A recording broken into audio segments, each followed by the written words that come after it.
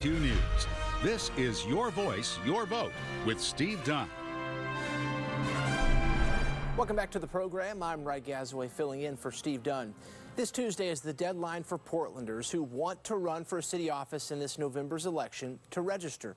Portland's current mayor, Ted Wheeler, is not seeking a third term. As of last week, we counted more than a dozen candidates who want the job. One of those candidates is our next guest. Steve Dunn recorded this interview with Durrell Kinsey Bey last month. With me now is Durrell Kinsey Bey, who's running for mayor of Portland. Thanks for being on the program. Thank you, sir. What can you tell the viewers about yourself? Well, I'm a Moorish American agrarian Muslim, simply meaning that I'm a descendant of ancient Moroccans and born in America, and I value providing food access to the people. You came here in 2021. That's correct. Tell me what brought you here. My beautiful wife, Daisha. Yeah, we met on the farm in 2019 in June, and I proposed in December of 2019. And I worked at a nuclear plant at a Hanford site with the federal government Department of Energy. And then I eventually came out here and we moved into an apartment, and now we have a house. Going okay for you so far? Things are great. We're about to have another baby. We got 4 total. Well, that will be the addition to the one on the way. And then we have a granddaughter. Well, congratulations. I want to, starting next year in Portland, as you know, there'll be a new mayor, new city council, new form of government. How does your background prepare you for that job? Loving people, as simple as it puts. When you have values, you have principles, you have the ability to actually lead people accordingly by being an example and being open to constructive criticism. That's it. Under this new form of government, the job of the Portland mayor will change a little bit. How would you describe the job of the next mayor of Portland?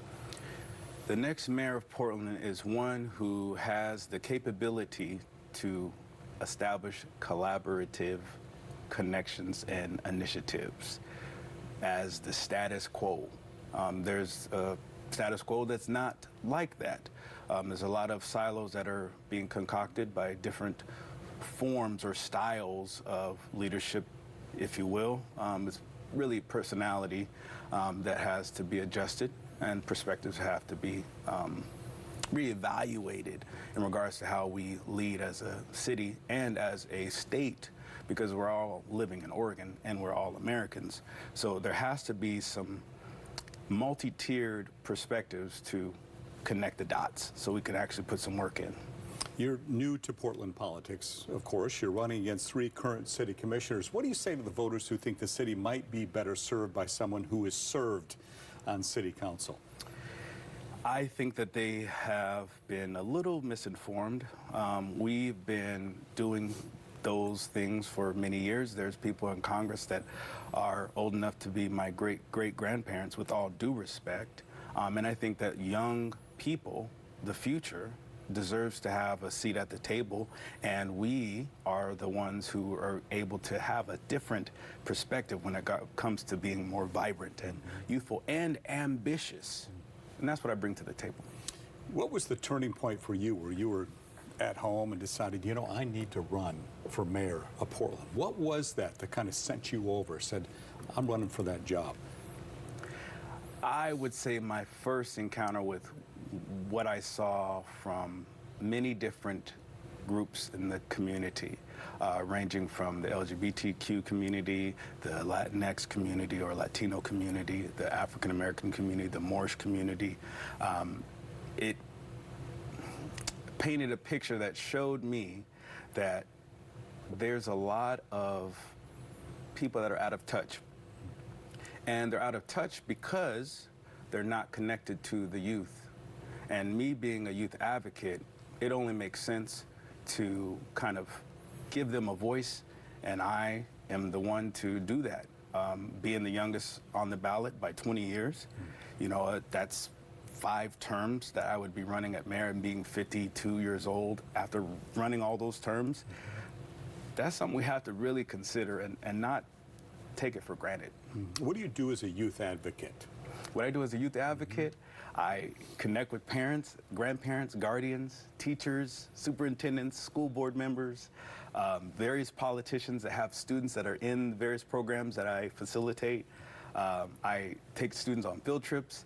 I take staff members on different outings, you know, to be able to brainstorm and plan how we can add more value to the youth at the state level, being that suicide is huge in the youth, and drug addiction, and those who are houseless are also youth, you know.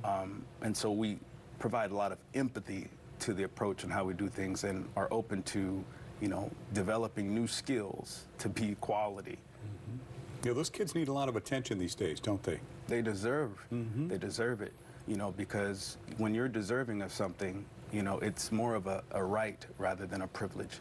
And I think that because of our, I guess you could say, amnesia, when we were once children and we forgot what it feels like to be ostracized or talked down to as if we don't matter, but they matter, and they're very bright if we get an opportunity to have them speak up, which is why youth advisory councils are so important to implement in the city government.